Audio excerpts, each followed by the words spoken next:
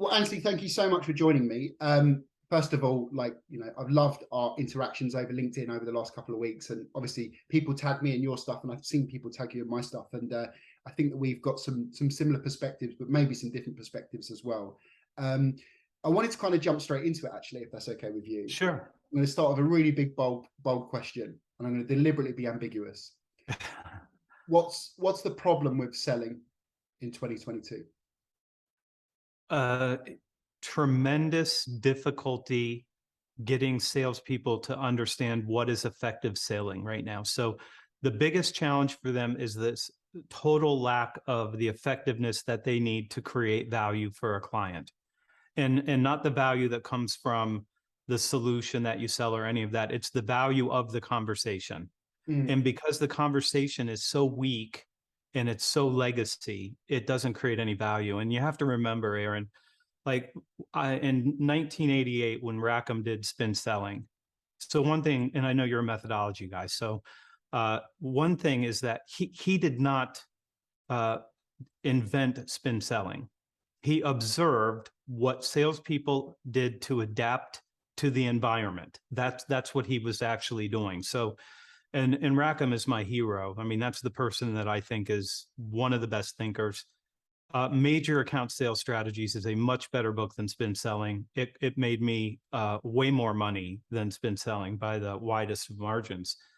But the problem is that every time the environment changes, salespeople have to start adjusting to what clients actually need from them.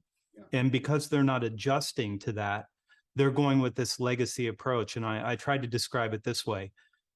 Two salespeople, one comes in on Tuesday and they start by trying to get some rapport. And then they start talking about their company and their legendary CEO, Aaron, like an inspirational, charismatic guy. You'd love him. And then I'm going to talk to you about our trophy case, all these logos of the large companies. And then I'm going to tell you the solutions that we have and how wonderful they are. And then all I need you to do is tell me you have a problem, and I'm going to tell you I have a solution. So we've only been doing that for 30-something years. I mean, it's a very, very long time. And what happens when a methodology catches fire like this? You've commoditized the discovery call.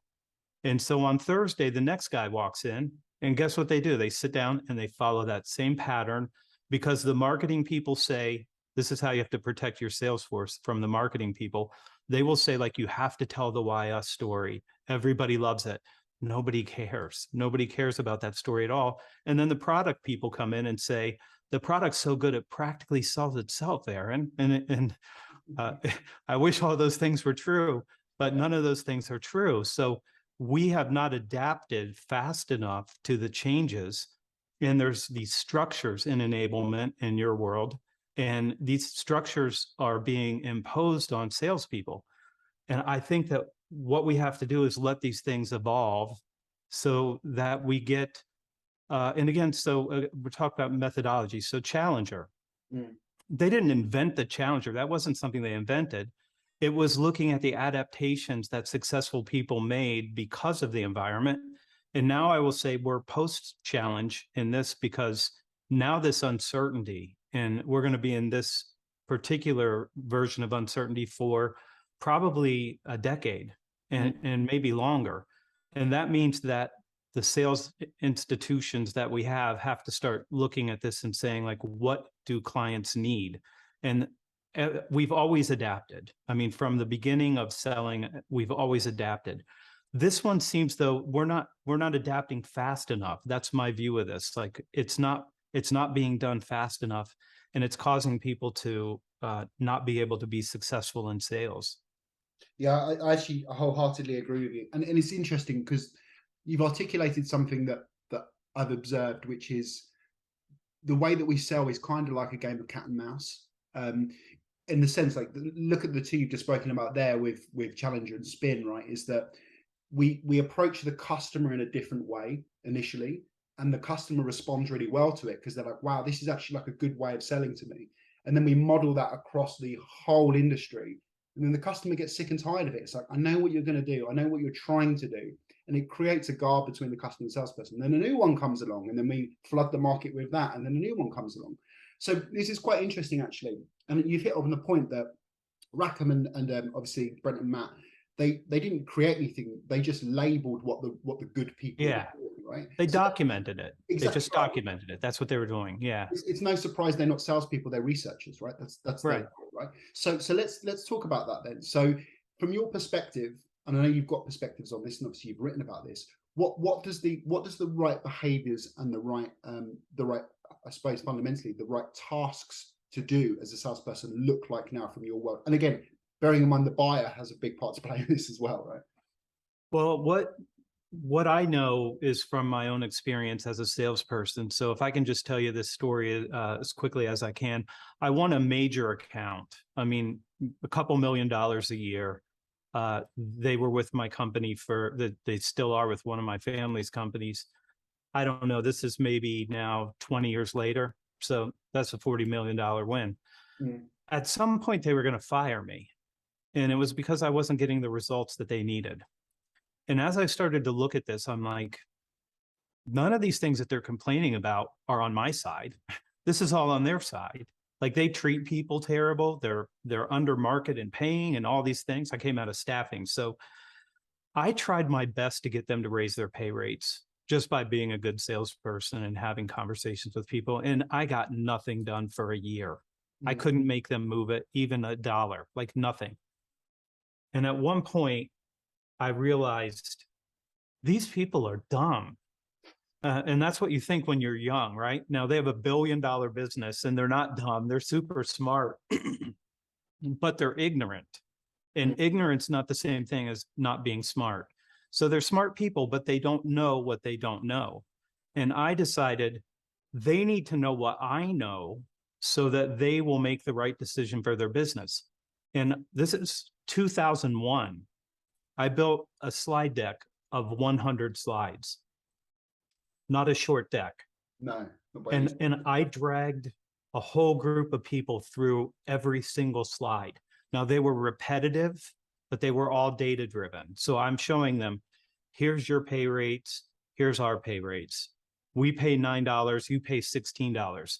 How do I give you a $16 person when you offer me $9 to pay? And so I showed them all the data. I showed that people were making more on welfare than they could make working for this company for us. And I went through this chapter and verse. And what I told myself I was doing is I was prosecuting their beliefs. That's how I designed this. Like, I'm going to prosecute it like a lawyer. And for the first time in my life, this is the first time this ever happened to me. The senior leader said, he was a colonel in Vietnam, so not the right guy for HR you wouldn't expect, but he said, that was a really good briefing. And I said, thank you. And he said, could I have a copy of those slides?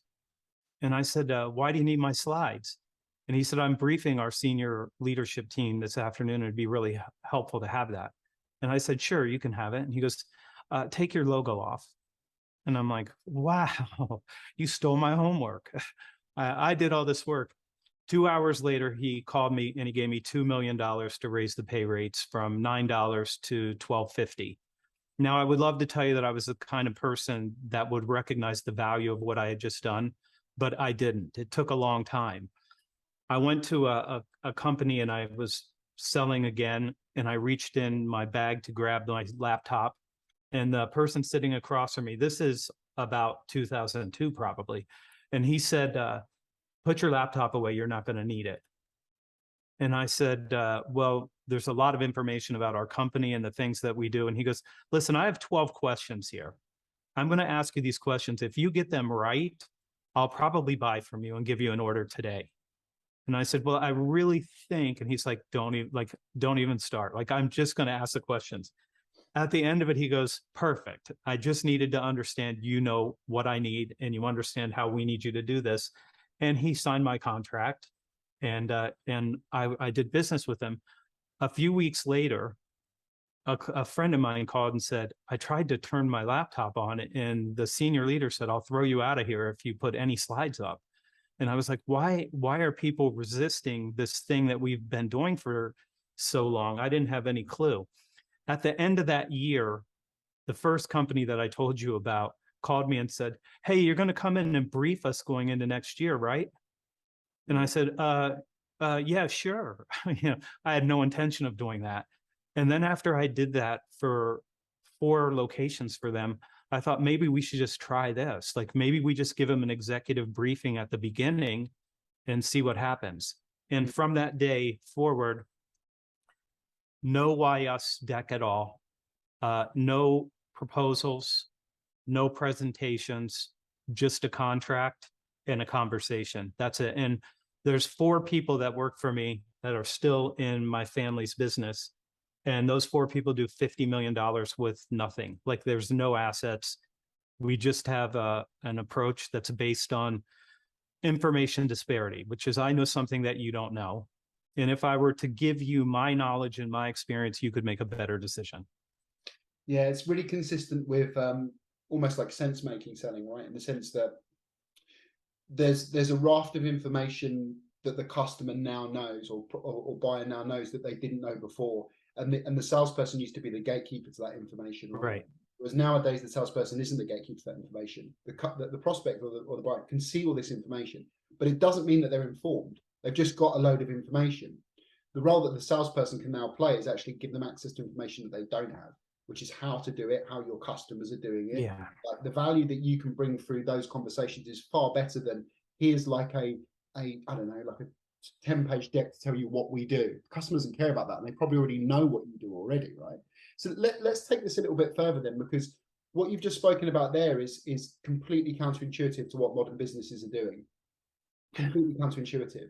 Can we not put the genie back in the bottle now? Because I was talking to you about sales enablement before we started talking, and it's so academic now. It's like, it's crazy. They're squeezing all of the creativity out of selling. And what you're talking about there is the counter to that. Is it too far gone, or is it we've got to rip the whole thing up and start again? It's definitely time to rethink enablement altogether. And people who have not had to sit across from clients at some point in their life and understand what that conversation needs to look like, and what creates value for people and what creates anti-value, which is basically stealing people's time and pitching. It needs to be rethought, and it does need to have an understanding. The salesperson in 1880 would have to tell you a story about their company, because we're selling things that have never been sold before. So go forward, to where we are now with the internet. Why do you have to tell me anything about your company?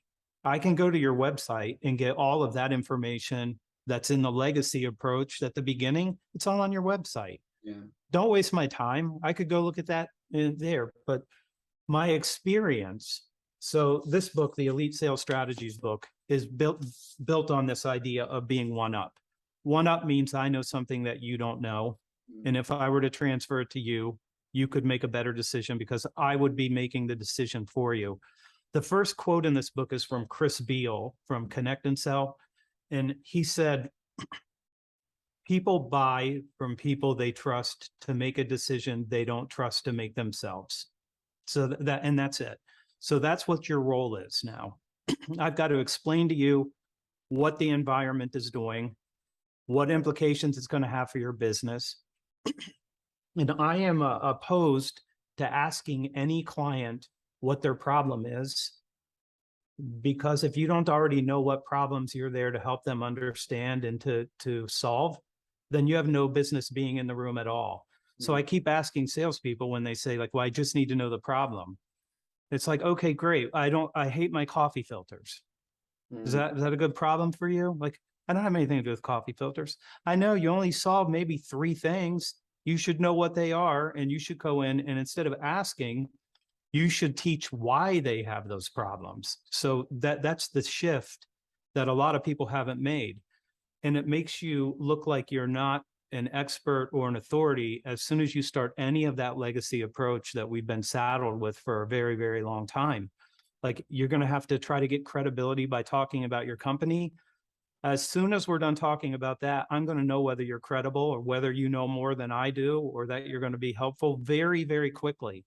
And this is why I have 5 companies that have now told me, maybe in the last 5 weeks, maybe a little bit longer than that, they can't get out of a first meeting with a second meeting. And there's only one reason that somebody won't have a second meeting, is because they didn't get any value out of the first meeting. That's just how it works. And these are big companies with, a $56 billion market cap. You would think they would be ahead of everyone, but they're behind. Yeah, and you know what? I take it one step further actually, and you can validate this or not, right? Is that it's not just about educating prospects on the problem. It's about educating them on the unidentified problems as well. Because it goes back to Rackham, right? Which is that everyone's trying to sell a ladder when really what the customer wants is to know where the holes are, so they don't fall into so they don't need the ladder, right? And I think that there's this commoditization of problem now, to be honest with you. And this is why products are so commoditized, because no one's actually starting with the unique value point, which is I can educate you on something that not only do you not know, but it's an iceberg in the distance that you would never be able to pick up unless I was here. Because they're informed of the problem as well, right? By the time they're speaking to the salesperson, they know there's a problem. What they don't know is the impact of the problem and the ecosystem of the problem as well. Is that making sense, in the sense that it's about that's why I only start a sales conversation with an executive briefing. I'm going to tell you, like, this is what's going on, and here's why you have these problems. I'm starting with that. And the ones that are unseen or unrecognized are creating value for the decision maker. So they're now aware. And if they knew they had a problem, but they didn't understand why they had the problem, after an executive briefing, they do. Yeah. And so that's why I just start with that. And it's really disconcerting for people, Aaron, when I tell them, like, just go in and start briefing them on what's going on in the environment and how it contributes to their problems. And people are super nervous about it until they do it. I've got a file on my computer screen here of an audio of 3 people that are in one of my programs explaining how they have an 85 to 95% chance of getting a second meeting right after the executive briefing. And everybody says the same thing. That was super helpful for me. That was really a valuable use of my time. Very easy to convert, because they're trying to figure out, like, how do I make a decision to get better results for my business? That's all they're concerned about. They're not concerned about your company and your logos. They're concerned about their company and their logos. That's the problem that they're trying to solve. And so we're self-oriented when we need to be other-oriented. I have no why us deck. I have no why us anything, because I'll prove it to you. And that's where we have to get to, is the salesperson is so credible and has so much information that's unavailable to somebody who doesn't have that knowledge and experience, that they can walk in and they're immediately credible. Yeah, and again, I think it's the key thing here is that, and this is something that's massively neglected, is the lens is the customer. The lens isn't you, right? The hero of the story is the customer, and your job is to show them that. It's so fascinating, because when you distill it down, it's such simple practice, but we've beaten this out of people now, where and I think SaaS has had a big part to play in this. They've almost created a model for selling that is counterintuitive to not only other markets, but even SaaS itself now. Where it's like, you have an SDR call you, they basically tell you how great they are, and then they ask for 15 minutes of your time. You then sit down with an AE 15 minutes, and they ask you a ton of questions, and you don't even know why you're there. Then show you a product, and at the end of it, they tell you to make a decision. If you make a decision quickly, you get it at a lower price point. It's like, well, hold on, when do I come into this story as the buyer or the customer? It's like, we should be starting with the education on why you need to even look at this problem. In SaaS and tech, Aaron, you have to understand that the client is a wallet, and you're supposed to reach in and grab the money out of the wallet. That's the game. So it's not actually about helping them get better results. It's about moving product. Yeah. And it's so transactional now. That's a transactional approach in a world that doesn't like transactional approaches unless it's Amazon or something like that. And that's a terrible way for salespeople to learn, number one. Number two, these poor SDRs, they got to get out of those roles. Like, they need to go somewhere where they can get full cycle, learn how to be a salesperson. Getting stuck in one spot like that's not a good thing for them. Stunts their growth. Like you're never going to learn how to talk to clients without talking to clients, like in having that conversation. There's no way for you to, a book can make you a better salesperson, but only if you're already selling. Like it can't teach you to sell. You have to learn that. It can't be taught. It can only be learned. And then once you learn, then you can get some other insights that will shape that for you. Let's talk about this, because this is such a hot button topic at the moment, right? That this idea that it feels to me over the last 10 years, we've offloaded the role of the marketing demand gen function and put it on basically the most inexperienced part of the sales organization, which is the SDR function. So now what's happening is the SDRs don't make calls anymore. So they're not actually learning how to talk to customers, negotiate with customers, build value with customers. So when we're promoting these people to the account executive role, they can't do the job, right? And on top of that, actually what we're doing is we're creating basically a landscape of completely scorched earth, where people are being emailed 50 times over the course of a month in these sequencing tools. And all they're doing is damaging the brand. Like, is this a ride that we can ever get off with SDRs? I don't know. Like Silicon Valley has a very long shadow. So Dave Brock continues to post on LinkedIn that SaaS is about 2% of all salespeople. So I don't know why anybody would lead with that when you should look at other companies where I will tell you the reason that I am a good salesperson is I sold a commodity. I mean, that's it. Like if you can sell a commodity, you can learn how to sell, because the only thing you have is the conversation. And these people are being removed from the conversation. And there's no possible way that you can learn to have that conversation without sitting across from a client. I mean, it's all theory, but it's, if you want it to work, you have to go do the work to do that. Like the only way you learn. And it's something that happens inside you as you start to figure out how to have those conversations. So yeah, I don't know that we can get rid of that, but it is not a large enough part of the population of salespeople that I'm concerned about them. I just feel bad that they're not getting the development that they need, because they should be developing faster than that. And you would, if you were in a full cycle, you would develop really fast because you don't have a choice. Yeah.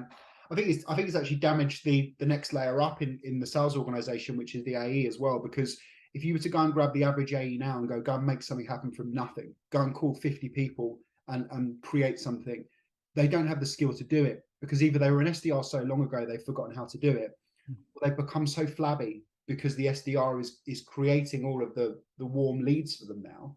Not in all cases. Sometimes SDRs are putting through leads that aren't warm and shouldn't even be in the pipeline, let alone a lead in the first place, right?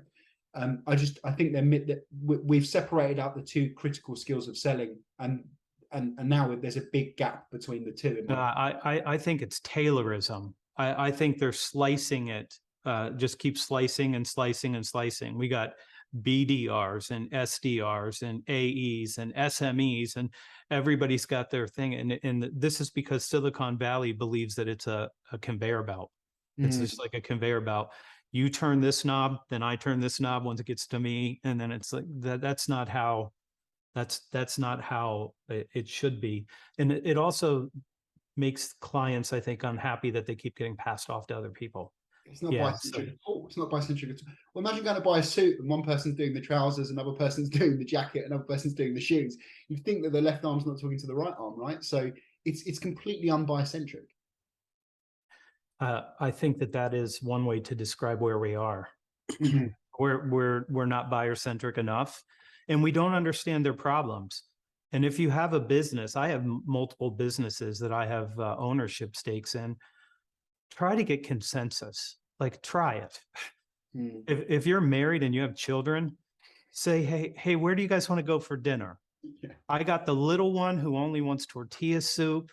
I got the tall twin daughter who wants something vegan. My son only wants to eat chicken wings. My wife's not going to any place where they make chicken wings. And then decide, like, we have a $2 million project and we're going to get together and have a chat. How's that go?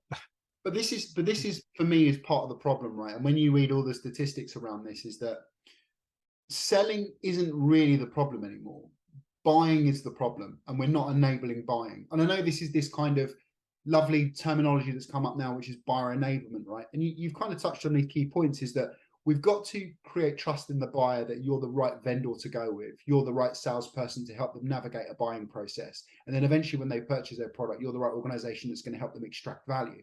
The selling part isn't that important anymore.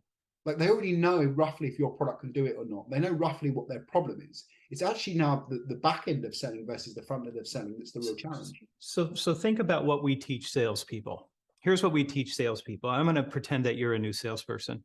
Aaron, listen, our company is the best company in this industry. Everybody else sucks. They're terrible. That's why we exist, is because we're so much better than them. Our product is so different than theirs. Like, no one should ever buy anything from any of our competitors because it's completely inferior. And guess what? Now you educate me and say, hey, Anthony, like, our company is this, we're so good, like, you should just buy this because we're the best. Everybody's differentiating in the exact same way. And is it true that company A is a good company and company B is a bad company? No possible way. No possible way. Do both of their solutions or products or services work? Absolutely, they do. So here's what people have to understand. It's not a contest between your company and your product and your competitor's company and their product. It's a contest between the salespeople that are talking to the buyers and who can create the greatest value for them as it pertains to making the decisions that get them the best results. That is the contest. So all of these things, these legacy structures that we have to get moved out of the way, so a salesperson can sit down and have a conversation where they can start scoring points. They can't score any points using 20-ish minutes to talk about their company and their product. And if you were to, I'm going to now fire you since I've already trained you and you understand the product and the company is great. When you walk across the street and work for somebody else, they're going to tell you that their product and their company is the greatest. It's none of those things. Like, I have a friend, he makes a couple $1 million a year selling cardboard boxes. Literally, that's what he sells, is cardboard boxes. It's the salesperson. Like, he's great with people. He's got a high level of effectiveness, and other people in his company can't sell a cardboard box at all. Lots of companies make cardboard boxes. So whatever you do, like if you're watching this, whatever you do, there's other people that do it and they do it just as well as you do. They're all good. So what's the variable? It's the salesperson and the conversation. That's it. So that's what we're left with. That's this book for me. Like, this is all we have, is a conversation. If you don't believe that the conversation is the only thing that matters, and I do, I don't think it matters what CRM you use. I don't think your sales collateral matters. I don't think your product or solution matters. I think it's the conversation that actually causes somebody to say, I would prefer to work with these people. Let's look at something, let's look at it from a slightly different angle, right? Because we're talking a lot about the salesperson now, and we've spoken a little bit about the organization. For me, there's an area of selling that is ripe for disruption, and I actually think it's probably the hardest job in sales in 2022, and that's the role of a sales manager. I think they've got competing initiatives that require completely different. We're switching books. Yeah, I came to that conclusion myself. Yeah, but it's for me, this is fascinating, right? When you look at the statistics around this, 71% of managers are not given any formal training before they go into a management role. The average tenure of a sales manager in 2022 is 19 months. They're given competing objectives that they're looking to do. They're given a team with no support. They're not trained on the most important things, which is coaching, which is how to get in the deal with their reps, how to support and improve their reps. And then they're accountable for basically all the stuff the layer up needs to do. Get me this report, tell me what's happening, send me this, send me that, send this. It's the most ripe for disruption role in selling at the moment. Where's this going wrong? Why are we in this state where management is such a damaged function within selling? Do you know what American football looks like? I do. You just had a game there, didn't you? What do Didn't you we mean, send sorry? over some of the NFL? Like we had sent a couple NFL teams over there to play in England Yeah, somewhere. yeah, yeah, yeah, yeah. Yeah. We had I think we've had a few games here. Yeah, So I know you, when I say football, we're having two conversations. So very yeah, much so so. the the version that I would say for American football is this is like the coach saying, okay, everybody stop playing the game for a minute and we're going to go look at the scoreboard. Mm, Okay. So did the score change when you looked at it? Like, why are you looking at the scoreboard? So it just doesn't make any sense what we do. Like all of this reporting up. I have one client I know that forecasts every day. Every day. Most of the days, nothing changed the day before, but they want revenue so much that they think that looking at the scoreboard will actually cause that to happen. The only thing that causes the score to go up is people playing the game well. That's the only way. So if you're not coaching, and I don't know how much of my stuff you ever see, but all I do is complain about the lack of effectiveness. It's mm, a game. You have to be really good at the game. If you're not really good at the game, you're not going to change the score. If the manager's not coaching those people and developing those people and helping them become very, very effective, then the score will never change. The score is always going to be a score that you don't like anymore because you're not doing the work to do that. So we get this whole thing backwards. mm. Tell us what's going on. No, I need to work with these people. And then the results will get better because I'm not spending all my time giving you the same forecast that I gave you yesterday or trying to serve all these other people. So in this book, I put a chapter in there about protecting the sales force. You can't have the sales manager with two cohorts that they're trying to manage. Like I can't help you guys up here upstairs get the information and make the results better at the same time. That's spending time with my team instead of spending time with that team inside. And Yeah. that is where they're just getting torn in two directions. The only way to make the score go up is to have a good leader. And I will just tell you, my opinion is success for a sales organization and a team is the sales manager. That's Mm, it. mm, That is the variable. So the conversation with the client, the variable is the salesperson. So if I were to say, how do I know that a salesperson is good? I could look at their win rate. How effective are they? Very effective. Okay, great. How do you judge the effectiveness of a sales manager? The number of people that meet their goal under their charge. That's it. So we have to look at that and say, well, if they're responsible for helping those people get those win rates up so that we can be more effective, then we need to make sure that they're spending time with their team and not all their time reporting back to galactic headquarters or whatever they have, like whatever it is. Like they should be with the team. It's the only way this works. And the more they're engaged with their team, at our outbound conference, somebody said to me, I quit my job when I realized my sales manager that I'd had for 4 years didn't know that I had 3 children. And he didn't know what my goals were. And he didn't know I was doing all of this for my children. And when I found out that he didn't even know I had children, even though there's pictures, he quit and he walked across the street because he had a what I would call probably an autocrat, like just more activity, Aaron. We just need more activity. No, you don't need more activity. You need more effective activity. Those yeah. are two different things. And the only way the salesperson gets better is through coaching and development. It doesn't surprise me, to be honest with you. I mean, look, in my practice, I go into organizations and I ask a really simple question, which is how regularly are your managers coaching your reps? And you'd be amazed how many times, you probably wouldn't be amazed actually, how many times people say, well, we don't have time for that. It's like, what are you doing then? Like, sit down now and write down all the tasks that you're doing. And if you can find one that's more important than coaching your staff and making them 1% better every day, then honestly, it's the first time I've ever come across it. Because what's the point of the manager if they're not improving their reps to performance every single day? But what I find interesting though, and you've probably got perspectives on this, and I've got perspectives on this, is that why are businesses so blind to this? Why do they think that the manager is this sort of miscellaneous task that just does everything apart from Yeah. what's most important? What? I know it's the pressure of the revenue and the pressure of reporting, but why are businesses so blind to this? Because they've been managers at some point. Everything is important, but unless you have priorities, and if the priority isn't increasing the effectiveness of the sales force, you have the wrong priority. That is just generally true.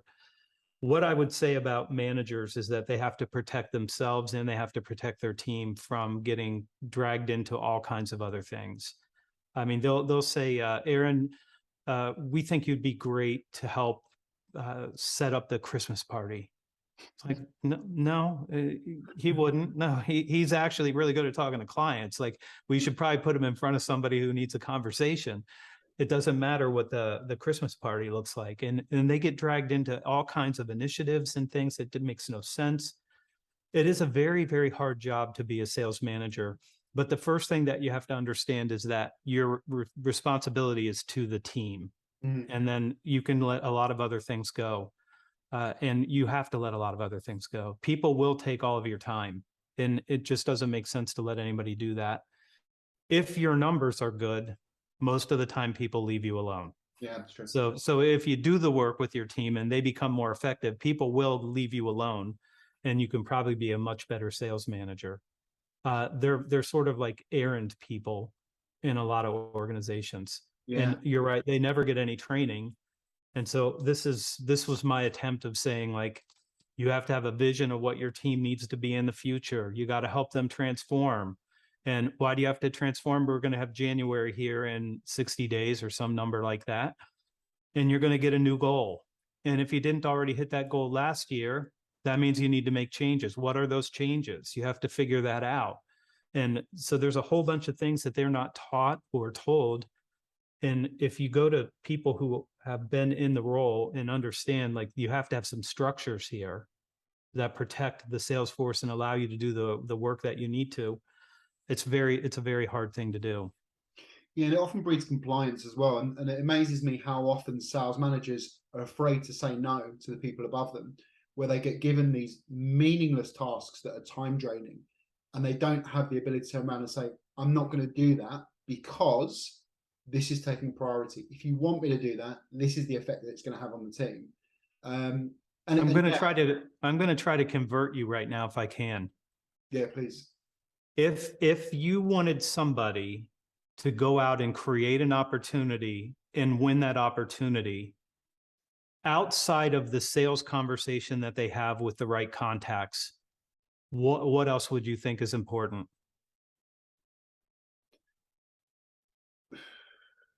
What is in terms of activity? What activity should they be doing outside of creating opportunities? Is there something else that you would say, oh, Anthony, no, you're wrong. It's not the conversation that the salesperson is having with the client. It's our tech stack. No. Or like, what is it? Is there anything outside of the conversation that creates value for the client? Yeah, 100%. That's practicing more what you're doing. And if your website doesn't understand that that's part of the conversation with the client now, then you have to understand, like, the conversation starts before you get there a lot of times. Yeah. And we now can see some of those things with things like intent and things like that, but they started that conversation without you. And so when at one time I was with CEB, and I actually asked Brett to record something for me about the 57%. Because the idea wasn't like, wait till they get to 57%. And that's what a lot of marketing people were like, well, when they get to 57, then they're going to reach out to us. And I had him, and he did this for me. You start at 0%. Like, you have to get there first if you can. But now, because we have so much going on in marketing on our websites, they're starting the conversation without us. Salespeople need to be way more proactive. And we have to understand that that conversation is what we're managing. As salespeople, we're managing that conversation. And for me, if I can't convince you this time, the next time we talk, I will continue to work on you. There's just a sales conversation. I could do the sales conversation without a product. I could do it without a company. I could do it without collateral, without a CRM. I could have that conversation and win a deal with no crutches at all. I don't need one crutch. That's where we have to get to. It's the point where the salesperson is an authority and an expert, has information disparity, can help the client understand. I wouldn't call it a challenge necessarily, but I would say a paradigm shift. Like the world changed. You're now being impacted by this. Here's what you need to know, and this is what you need to do. And that's what the job is now. Well, it's becoming even more important with what's happening in the market and the market conditions, is that if you think buyer indecision was bad before, the pandemic and now the impending economic downturn is only going to create more buyer indecision. So the role of the salesperson has almost come full circle. If you look back to traditional buyer journeys versus traditional buyer journeys now, the salesperson is typically coming in a lot later now, and their role is diminished. I actually believe the opposite. I think their role is going to come in earlier, and their role is going to be far more important. And marketing's not going to win this race. It's the salesperson that's going to win this race. I think so too. I genuinely as long as we help them understand what they need to do. And that's the part that, I'm always concerned about, and you are, I'm sure too, is like, how effective are they in that conversation? Yeah. And did they do the work? And do they have the deep insights that they need?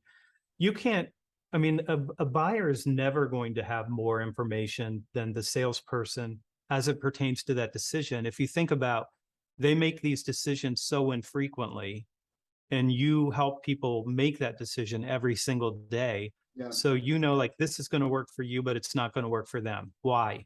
Because these factors are different for you than it is from them. So you need to do it this way. You can't get that knowledge and experience without actually going out and selling and having hundreds of conversations and working a lot of deals and understanding what people can and can't do and why. The client has no way of knowing those things. This is why so many of them have buyer's remorse. Yeah. They buy because they're being transactional now. And they're like, well, I'm going to go study myself. Well, you couldn't study it, because to know what I know, you would have had to been selling for the last, I don't know. So I had my paper route when I was 12. That's the first time I started knocking on doors and asking people for money. 15, I was cold calling. At 18, I was cold calling B2B. So how do you know how to do those things if it's not something that you've done? You've been on the buying side, but you don't know. And so I think that one of the strategies that I have in the Blue Book is that, like, your vantage point, like, you have to tell them what their buyer's journey needs to look like, because you've seen people who've said, I'm going to do this myself, and they fall off the edge of a cliff because they didn't have the right conversations or with the right people or at the right time. And we know this because we know where people make mistakes. Yeah. They don't know those things. So we have all of this experience that if we would to do something to enable all that experience, then people get a lot better results. Yeah, it's really consistent with what Brent's saying now, which is the information that we gatekeep now is actually customer information, because it's the information that's going to de-risk it for the client, but also show them how to buy it. And I think that's just the experience base. Yeah. I think that's what it is. And I have this certainty sequence that the first certainty you have to give a client right now, and this will change in the future. Right now, they have to have certainty of negative consequences. Yeah. It's unless they understand the negative consequences, status quo is going to rule. I'm going to just try to wait this out. Terrible idea. So in what we've taught people is, though, give them certainty that we're a great company and we can help them. No, they need to know that they need to be motivated to start changing because things are changing outside. So we get this backwards. After they believe that they have a reason to change and they're motivated to change and they've committed to change, then we give them certainty of positive outcomes. So that comes at the end. And I have no idea why I do know why this is, because marketing people don't sit down across from buyers and talk to them. Or then you would find out, like, that part works really, really well at the end of the conversation. Like, here's all the resources we have. If you put it first, you bore people to sleep. At the end of it, it's interesting. Like, now I want to know, what resources are you giving us? How's this going to work? That stuff all works great at the end. But we get this backwards, and it causes people to think, like, I can just wait this out. Yeah. And we're going to be in this period for some period of time. I don't know how long this is going to be. I think that if you listen to a lot of people who are talking, it's going to be a long time before things come back. Like there are people talking about it might be 10 years before the stock market's back to where it was when this started, at least here in the United States. And you guys have a whole thing going on over there too. Very much so, yeah. Yeah. Very much so. Yeah, it's super interesting, and I think I could talk to you about this literally for hours, and I'm sure we'll speak again about this, and I'd love to have you on again. The only thing that we have to deal with next time we talk is that your hair of yours. I mean, that's it. Like to give the listeners context about this, someone put an interesting remark on my LinkedIn that I need to cut my hair because it's unprofessional, and this is the elephant in the room. Where Anthony then sent me a lovely picture of him from the '90s with long flowing locks, like he's a lead guitarist from a glam rock band back in the '90s. So that was good. and that's what I was. We'll have to publish that picture along with this as well, so people can see what you look like as well. So let's talk about if people want to find you. Obviously, you've got like a burgeoning, and growing following on LinkedIn, and obviously you've written 5 books now. So talk to us about where people can find you and learn about your services and obviously your books as well. I like LinkedIn. I like the platform, and it's a great place to communicate. And I appreciate like people like you putting out the content that you do. It's always really interesting. And so I think that's a good place for people to spend time. If there's one social channel for salespeople, it is LinkedIn. The second thing is my blog, and that is thesalesblog.com. And I've been writing there daily, minus 13 days in 2010 when I was in Tibet. And then other than that, I published every single day. It'll be 13 years at the end of this year. Wow. So I write 1,000 words a day. And there's all it's a deep resource. So if you just go there to the blog and you search, you can probably find just about anything sales related or sales leadership related. There's a bunch of free resources there too. So whatever you need. I'll pop all the links to that in the comments below. In terms of your books, right? So obviously you've published a fair few.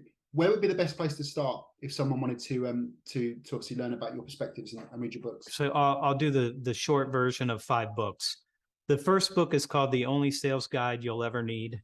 It's an unfortunate title. I had a 3-book deal, so we knew it wasn't going to be the only one you would ever need. And in fact, I produced the second book after that 10 months later. So that's a competency model for modern B2B salespeople. And I felt like I had to write that one for new people who don't understand like your character traits, who you are as a person counts for a very large amount of your success. And so it's basically a success book. It's a competency model looking like a success book. So that's what that one is. The second book I stole from Rackham. So Rackham, my hero, I mean, that's the person that I think is just at the top of the charts. He said that you should get an advance instead of a continuation in spin selling. The 3 pages before it gets to spin, that's what the last 3 pages are. I think it's like 67. And those 3 pages for me were money. Like that was money. Get a meeting, get another meeting at the end of that meeting. But he never said what those meetings were.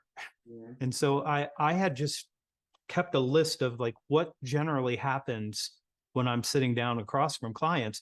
And I made this list of 10 conversations that seem to happen. So it's let me have time. That's a commitment. Let's explore change. Let's commit to that change. Let's work together and collaborate on what that's going to look like. Let's get consensus. Let's talk about the money all the way through that thing. And this is the book that every note that comes to me says, I make more money now. That's the book that people just, they think, well, now I'm making a lot more money because they're controlling that conversation and helping facilitate the buyer's journey. The third book's called Eat Their Lunch, and it's because I came out of temporary staffing. So for me to get a client, I have to get somebody fired first. I have to get somebody moved so that I can come in and take that account. So it's about competitive displacements. And I wrote that because there was no book on competitive displacements before that. And that's where I introduced my oldest structure, which is the 4 levels of value. The 4th is strategic outcomes. And if you just start the conversation the other direction, so instead of starting with company, product, all those things, you start with, I'm here about these strategic outcomes. And decision makers and leaders are very happy to know what you're actually trying to help them do. Yeah. And yet we still don't do it. The fourth book is Elite Sales Strategies. It was my keynote at the 2021 Outbound Conference. And I thought when I said one up, I thought people might think it was like one-upmanship.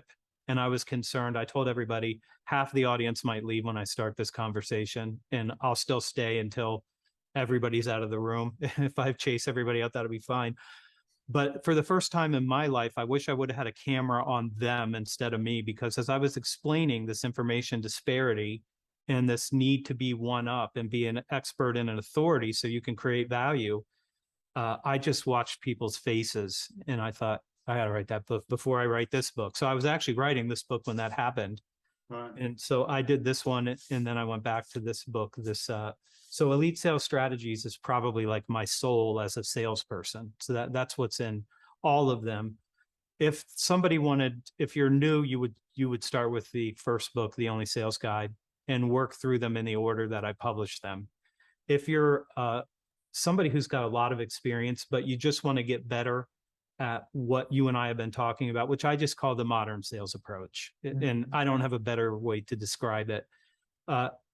Elite Sales Strategy, if you're already successful in sales and you want to even be more successful, this book will help you.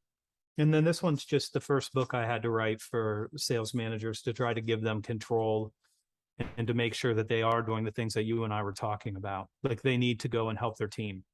Most important thing. Awesome. That's wonderful synopses in all of them. And look, lastly, thank you so much for joining, and thanks for like just how prolific your work is as well. And I recommend anyone follow Anthony, because he's an absolute gold mine of information, and so much of what he's talking about is relevant, up to date, practical, and can start being embedded straight away into what you do. So once again, Anthony, I really appreciate you joining us today. Thanks for having me. It's good to meet you too.